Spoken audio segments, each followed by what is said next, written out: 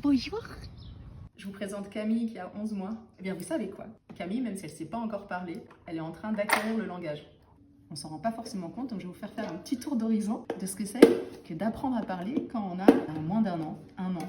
Entre 0 et 18 mois, c'est ce que les experts appellent la période prélinguistique, avant de savoir parler. Elle est très importante cette période, parce que si les bébés ne sont pas encore capables de prononcer des sons, en partie pour des raisons physiologiques, leur larynx, leur pharynx n'est pas exactement positionné comme le nôtre. D'ailleurs, ce qui est intéressant, c'est que eux, contrairement à nous, peuvent boire gloup, gloup, gloup, et respirer en même temps, par exemple leur biberon, alors que nous, on perd cette faculté, mais en revanche, nous, on va être capable de fabriquer des sons que eux ne peuvent pas encore faire. Durant cette période, le bébé est très fort pour reconnaître les phonèmes de la langue. Les phonèmes, ce sont ces toutes petites unités de son, A, B, T, qui composent la langue française. Il y en a 36. Et les bébés sont très forts pour les discriminer. Ça, c'est une aptitude qu'on perd, et c'est pour ça que c'est difficile aussi, en tant qu'adulte, d'apprendre une nouvelle langue.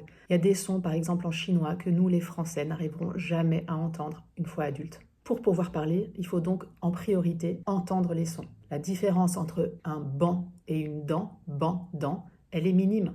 Il y a juste un phonème qui change. Si on l'entend pas, impossible de reproduire ces sons et puis de se faire comprendre. Petit à petit, le bébé en s'exerçant va prendre le contrôle de sa glotte, de ses lèvres,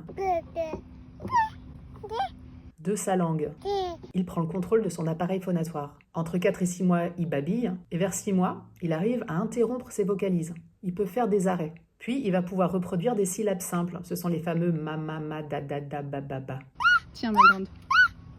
Alors, c'est une chose de pouvoir discriminer les sons, de les entendre, mais c'est encore autre chose de comprendre les mots qui composent une phrase. Comment, dans un flot de paroles, entendre les mots séparément? Eh bien, c'est la répétition de certains mots en situation qui vont permettre à l'enfant de faire le lien entre ce qu'ils entendent et ce que cela veut dire. Si à chaque fois que vous dites merci quand un enfant vous tend un objet et que vous lui dites merci quand c'est vous qui lui tendez un objet, au bout d'un moment, il associera le geste de je te donne, tu prends au mot merci. Et c'est exactement pareil avec ces exemples.